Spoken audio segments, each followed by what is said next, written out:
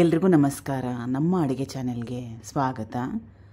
ಇವತ್ತಿನ ವಿಶೇಷ ರುಚಿಕರವಾಗಿ ಆರೋಗ್ಯಕರವಾಗಿರೋ ಅಂಥ ಈವ್ನಿಂಗ್ ಸ್ನ್ಯಾಕ್.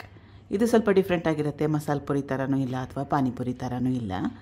ಇದು ಒಂಥರ ಮುಂಬೈ ಮಸಾಲೆ ಪುರಿ ಅಂತ ಕರೆದ್ರೂ ಕೂಡ ತಪ್ಪಾಗೋದಿಲ್ಲ. ಟ್ರೈ ಮಾಡಿ ನೋಡಿ ಒಂದು ಸಲ.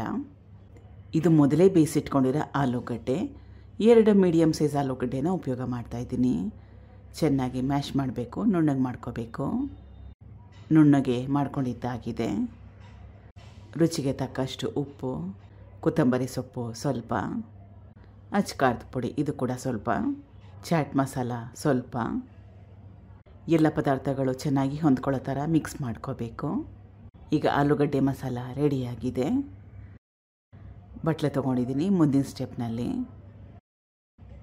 ಕೊತ್ತಂಬರಿ ಸೊಪ್ಪು, ಸಣ್ಣದಾಗಿ ಕಟ್ ಮಾಡಿಟ್ಕೊಂಡಿರೋ ಈರುಳ್ಳಿ, ಟೊಮೆಟೊ, ಕ್ಯಾರೆಟ್ ತುರಿ, ಸ್ವಲ್ಪ ಉಪ್ಪು ಚಿಟಿಕೆಯಷ್ಟು ಚೆನ್ನಾಗಿ ಕಲಿಸ್ಕೋಬೇಕು.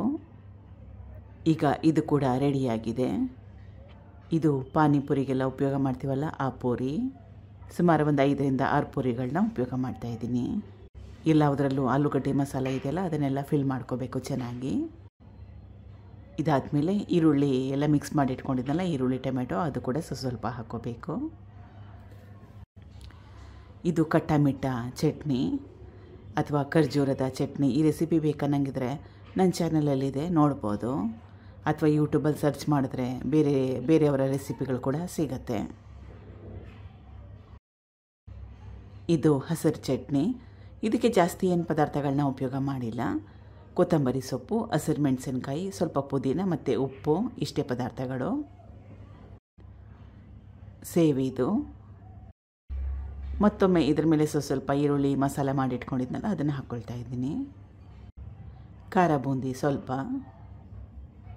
ಇಷ್ಟ ಇದ್ದರೆ ಇದ್ರ ಮೇಲೆ ಸ್ವಲ್ಪ ಸಿಹಿ ಮೊಸರನ್ನ ಹಾಕ್ಕೊಂಡ್ರೆ, ಅಂದರೆ ಮೊಸರಿಗೆ ಸ್ವಲ್ಪ ಸಕ್ಕರೆನ ಮಿಕ್ಸ್ ಮಾಡಿ ಇದ್ರ ಮೇಲೆ ಹಾಕ್ಕೊಂಡ್ರೆ ದಹಿ ಪುರಿ ಥರ ಕೂಡ ಆಗುತ್ತೆ. ಆ ರೀತಿಯಾಗಿ ಕೂಡ ತಿನ್ಬೋದು.